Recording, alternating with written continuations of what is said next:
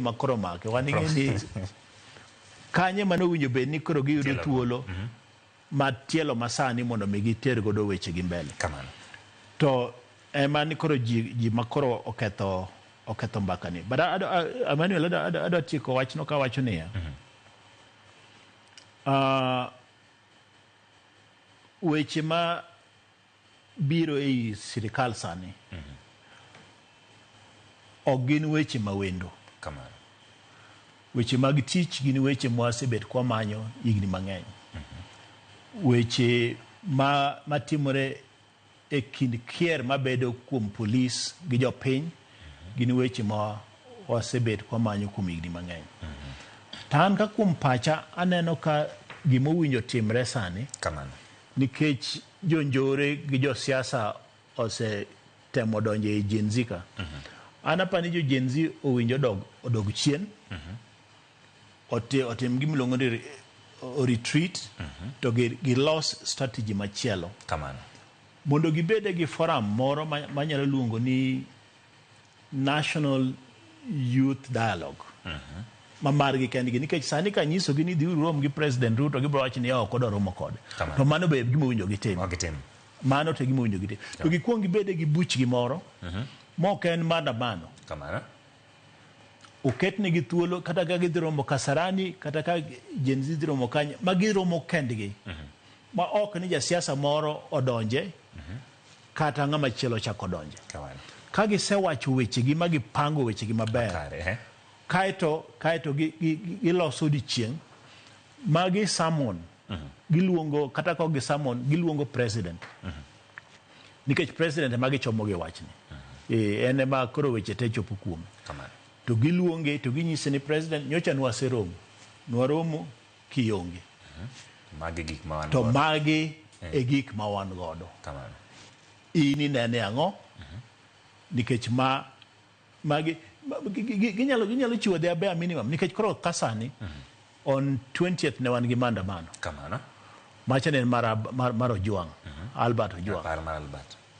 tarik 25 ne wan gi maandamano macha kiani koro ni wacho ni paro jok manonegi Gen Z manonegi higa mokalo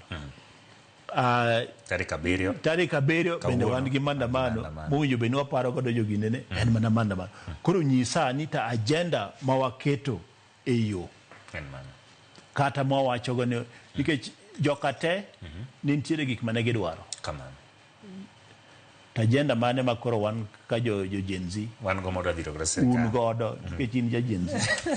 mudwaro mondo mi udhi godo mbele so that National Youth Dialogue ma yudhe odhiadhia kendgi nikech kora penjie ok abidonje siasa mar Gen Z ahinya okine ka higa mokalo ne wan gi Gen Z kendo ne gitiyo tich maber malich ma president wacho ni oyo kamane gimatim watim kama to kichak ing'iyo sani gimatimore ibi penja wach matimore mbui nikech kanya kuma atiagora kabisa kichako sani gimatimore ing'e ni jo Gen Z kendo chako lal jok mantiere pap kama kata jok matindo motetera kuongo mondo mi otim gik mag but gimomiyo giduogo gi lal en ni jok mane duondgi winjore ahinya e ndalo ka apenji bang' higa achiel koro kin Gen Z pod in Gen Z tang'o momiyo jok mane duondgi winjore ahinya kaka jo Gen Z ka sani duondgi ang'o duondgi onge kendo lal kata kuma gintiere watim ang'o ok wang'eyo to sani ji okawo anadwa nyisi gi chir ji okawo thuolo ma itiyo godo e mbui kore mbui ka ema gioro weche kata jok mok jo Gen Z giore weche ema iore weche koro jomoko pondo e tok mbui ka ni gin Gen Z to gin Gen Z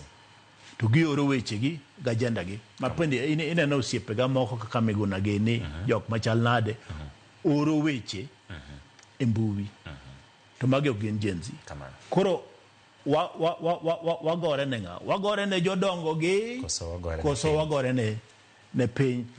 mondo mi walos wach ni nyithiwa matin. Mak madho ikanyo wantiere kod wendo moro nyakwarom ga jwang'en odiochieng' ma bende watiere achiel kachiel e gwenge mopogore opogore no pichni mago ma timore e gwenge kata ka wago mbaka e wi chal mar odiochieng' ma kawuono